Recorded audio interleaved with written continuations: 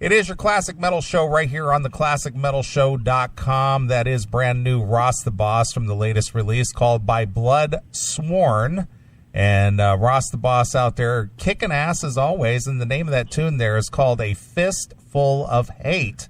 And on the phone once again, I want to welcome back to the Classic Metal Show the one and only Ross the Boss. What's going on, Ross? What's up, kiddo? How you doing? Well, it's good to have you back again here on the Classic Metal Show, especially since you're always churning out some of the coolest, most heavy, in-your-face, kick-ass music out there today. And the as you know, and everybody knows that the climate is not friendly toward heavy metal and guys who do what they do the best. It's just not a commercial. Not a commercial entity, but you do it because you love it, right? Well, yes, I do love it, but it's a little different in Europe, I can tell you that. So, oh, yeah. Thank God. Yeah. Well, South Ross, America, Europe. Yeah, well, Ross, I see that, you are always working. We've had you on the show here at least 4 or 5 times over the last 10 years, and you've always come back with some, great new music, whether you're doing Ross the Boss or whether you're working with Sean Peck of Cage or whether you're doing Death Dealer. Yeah, Death Dealer, or whether you're doing, your other projects and you're just working all the time. So in this day and age, what keeps you going? Well, I do have an inner drive. I have something to say musically, I believe. And there's a fire that's in me that's not going away. I mean, I've been in this business since 1975, and I'm not going to pull any punches. I'm not getting tired. I feel great. I feel energized. I'm honored to play guitar every night. As long as I have a guitar in my hand, I'm playing to 90,000 or 10 or whatever it is. I don't care. Sure, I'm just honored to play guitar and to entertain people, and that's my thing, and it's always been my thing, and it will be the way it is till the day I die, I think. Right. But but I think that we're really onto something with this record now. So, well, what I gather from this new release By Blood Sworn, I hear a lot of different classic influences in there. I hear anything from Judas Priest to Iron Maiden to even Ted Nugent to maybe even a little bit of Foghat, believe it or not. And I'm hearing all these different influences on all these different songs. None of the songs sound the same. They all have they all kind of draw from a different influence, maybe. Is that a correct assessment? Well, there are a few definitely influences there, but I would say the Manwar influence, my Manwar influence is present very strongly on the record. I would say, but then there is the other stuff, So I don't know. By Blood Sworn, amongst the bones, This Is Vengeance. I would say kind of more on the Manowar side, but we have a great ballad, Faith of the Fallen. Devil's Day is Manowar influence. Circle of Damnation, Fistful of Hate. Well, that's different. Right. A little different. Sure. Now, when you start thinking about putting together a new album, whether it's with various musicians, and you play with a lot of different people. Where do you get the idea that, hey, I want to gather this group or this nucleus of musicians to play with? Because obviously chemistry plays a big part in the creation of music. So how do you personally go about creating a nucleus for a band situation to where you put out a project like this one? Well, that's an excellent question. But I would say that last year the new Ross the Boss band started, and we started last February down in South America, and we had about 6 weeks in Europe, and then the festival season kicked in. I have my current band is the band we've been playing all last year. Mike LaPond on bass, who's perhaps the finest bass player in the business right now. our singer Mark Lopes, who's obviously you can hear him, incredible, incredible writer, incredible lyric man, incredible with his layering, his brutal attack, his not brutal attack, you know. And I just think that the record is just absolutely great. I mean, you know, we did it. My friend, longtime friend Dean Ristler, who I was in the Dictators with for 7 years, produced it, and I think we just had an incredible chemistry in the studio. I mean, well, let me ask you something. Yeah.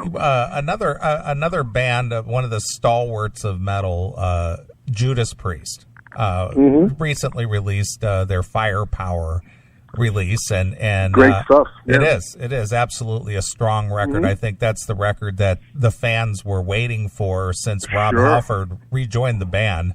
Absolutely. And I think they finally hit their stride. But, you know, a guy like you who isn't, you know, and I don't mean this in any disparaging way, but you're not a household name like Judas Priest.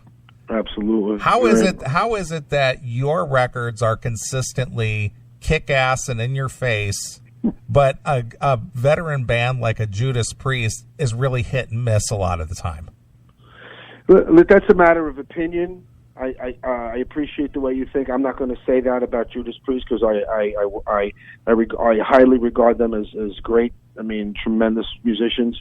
I would say that I strive to whatever I put out to have a consistency, to have a standard song by song by song by song, a non-repetitive. I don't want my songs to repeat ever. I don't think they ever have in my entire career. I believe that.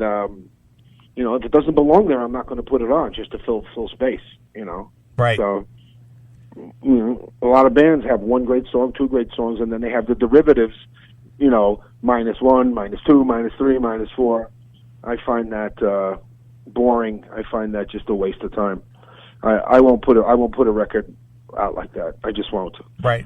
Well, Yeah. also production plays a huge part in the way the record sounds. I mean, you could have a great record, but if the mix is muddy or it isn't quite as bright as it should be, or it's just really dull, you know, it just ruins the whole thing. And all of your records, at least the ones that I know of, they're all very just in your face. I don't want to say that they're loud, but they are loud, but they're very clean. Clean record, clean just like my guitar tone. I mean, you know, that's I have an in-your-face style. My guitar, I don't use any effects on my guitar. I'm just I just write into the amp. You know, it's just as close as my signal is as close as I can get it with no effects. You know, the way I look at it, I think effects push the real sound of the guitar away. Right. I think my sound is truer than most people. My sound is true like Chuck Berry's and B.B. King's, my idols are, you know, believe it or not. You know, I think, you know, just the amp and the guitar, you know, you can really hear it, you know. That's just me. You know, every other guy has his own thing. Plenty of genius guitar players with plenty of effects on their stuff. But as for me, as for Ross the Boss, I'm just a straight into guy. I have an Angle, my new company. They've been so nice to me. I mean, the Angle is an amazing amp, and you can hear it on the record. So, you know, what you hear is what you get. Absolutely. Well, another guitarist who I admire and I really enjoy what he's done with his career is Kurt Vanderhoof from Metal Church. He's another guy that doesn't use a lot of effects at all. Very straight ahead guitarist. So Angus Young is a perfect example. Absolutely. There's nothing. It's just there. It's just right in your face, and that's kind of what we are. Sure. Well, you mentioned that you started working on this a little bit over a year ago. So how did this record come together? Anything in particular you want to point out to the fans that they should maybe kind of keep an ear out for? Well, I would say I started working on this when we came home in June, I think, from most of the tour. Then we had a bunch of festivals to do. We had Wacken to do at the end of July. Mike LaPond and I started working together. on the ideas, all of ideas, or gathering them together, putting them into demo form, and then we put them on the Pro Tools. And so we started going with really great sound on our demos, and then we added. Then my nephew Lance, that played drums on the record, Lance Barnwell, started doing demo drums. So we had actually bass guitar and drums together, and then Mark started doing his thing, and that's how the songs got together. We took a break. We did Wacken. We went over there, played to 90,000 people, and we came back and continued to work, and we did it. Absolutely.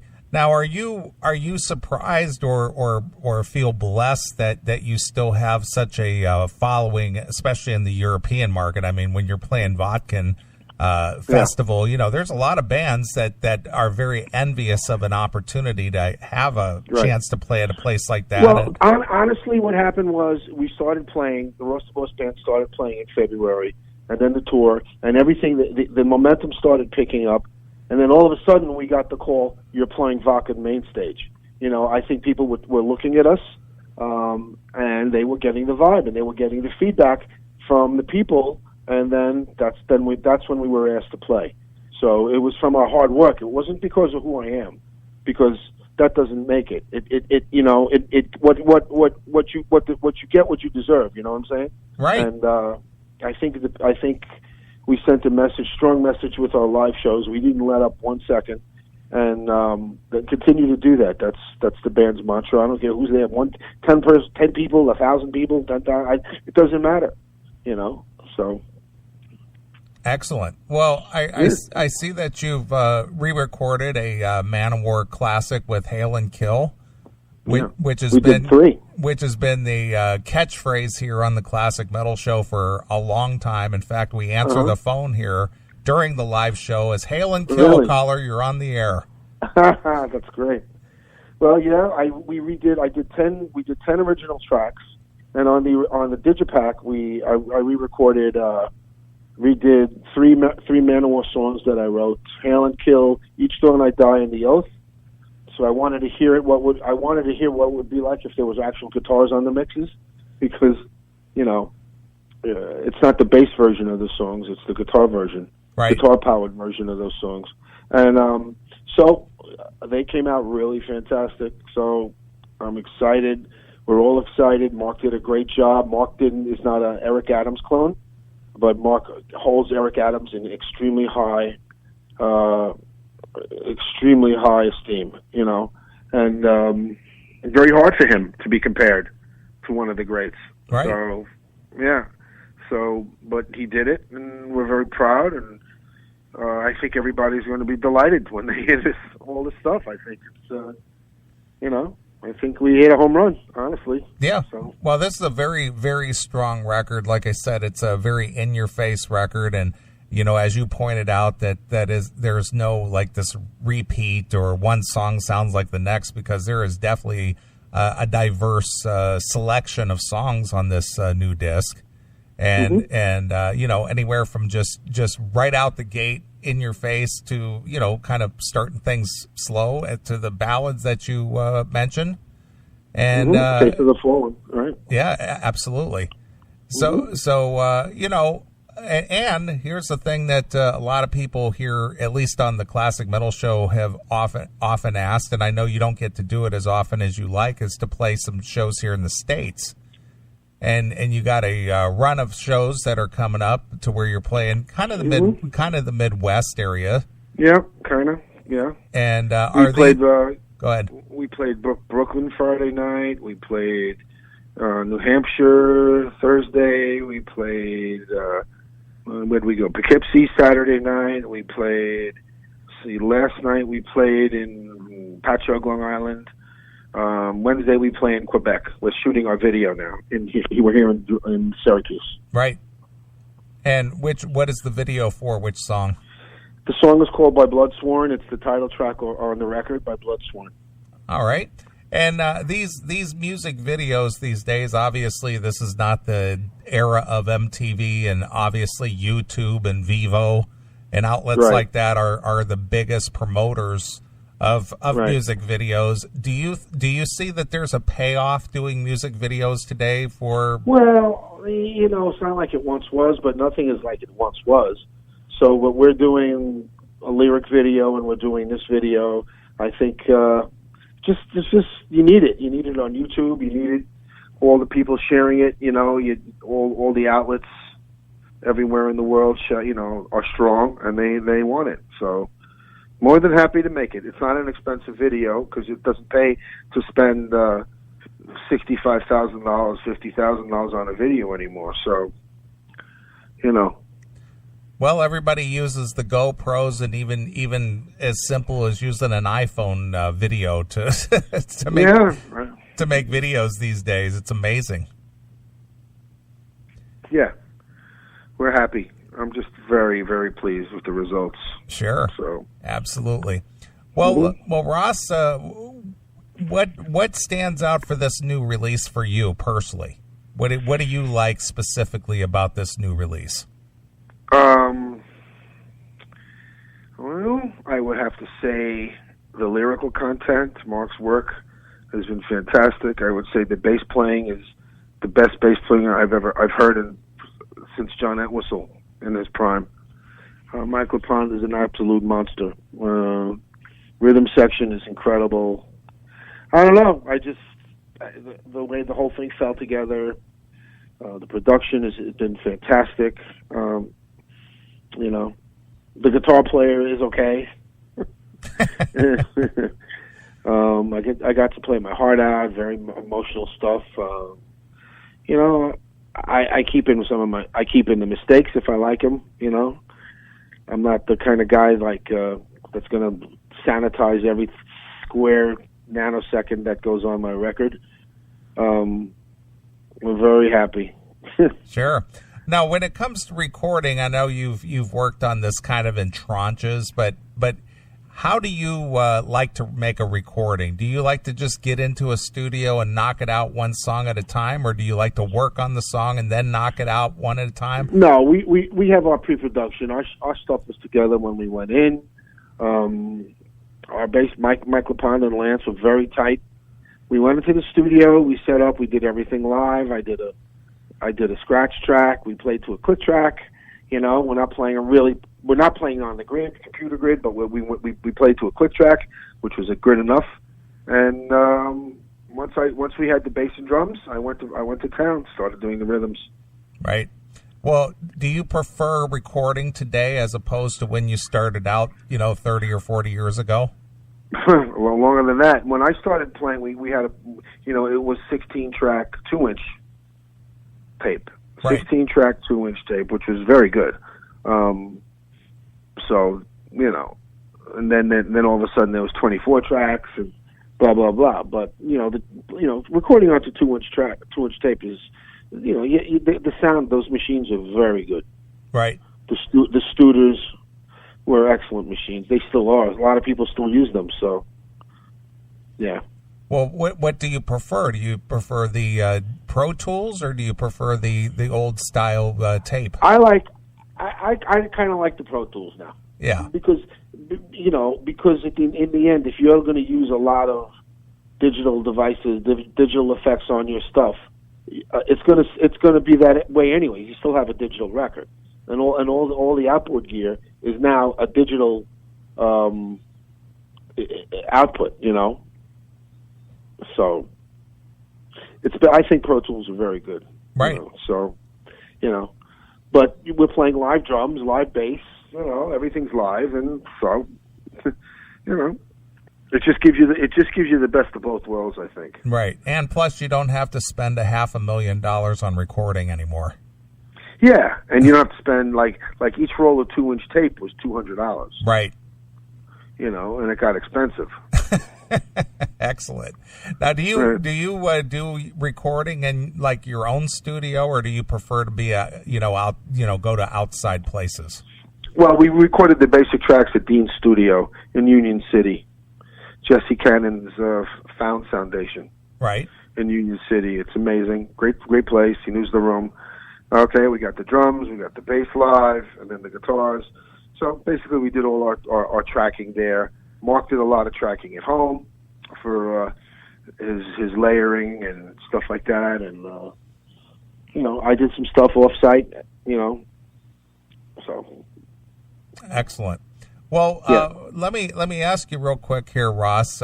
Who do you like as far as a newer metal artist is concerned? Is there anybody out there that you like that you think they're doing something cool, or do you even pay attention to any of that?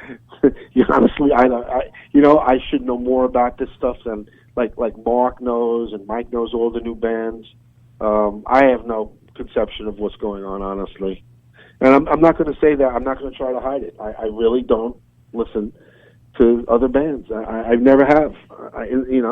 Since I became a professional musician, I really don't listen to the bands. And I'm sure there are a ton of bands out there that are great. But, I still like Primal Fear, my friends, Primal Fear, Iron Maiden, and those guys. The new Judas Priest record is tremendous. The last Black Sabbath record, wasn't as great as everyone made it out to be, but it was still had some really good songs. The last Slayer, there are good bands out there, of course. Right. As far as new bands, I'm not. I just don't have the time. Sure. I don't have the time to listen to it. Right. Now, on top of playing music and recording and doing some touring, do you still have the batting cages? Yes. The cage is still going, very super successful. Excellent. It's always good to have something to fall back on or come home to, right? That's right. All right, Ross. Well, I appreciate you taking the time here for talking to us here on the Classic Metal Show. As always, you're always welcome back. Got a lot of Midwest dates coming up here in the next week or two. You're playing in Detroit and Cleveland and Indianapolis and here in Chicago and out and ending your U.S. run up there in Wisconsin, and then you're heading over to Europe and Australia. Yep. You got a big following in Australia? Yeah, it seems so. Excellent. Well, I wish you all the success in the world, and are you excited about getting out on the road and playing as many dates as you are? Always. Perfect. All right, well, go out and check out the brand new Ross the Boss release. This thing will just rip your face off. I mean, it just comes right. By Bloodsworn, it's going to be April 20th, released in Europe on AFM Soul Food Records. You can pre-order it if you like. AFMrecords.d.Deutschland. We've got all sorts of stuff. We got the box, we got the digipack, we got the vinyl. The gold vinyl's already sold out already. So, but you have red vinyl, yellow vinyl, black vinyl. So that's what I hear. A lot of good marketing there. Yep. All right, Ross. Well, we always let the artist pick a song from the latest release, which this one is called By Bloodsworn. And why don't you tell us what we should take us out of the interview with, and maybe tell us a quick story about it? I think we're going to go with This Is Vengeance tonight. Okay. This is vengeance. Just, you know what I'm saying? Just getting back on people that didn't seem to appreciate what you did. Sure, absolutely.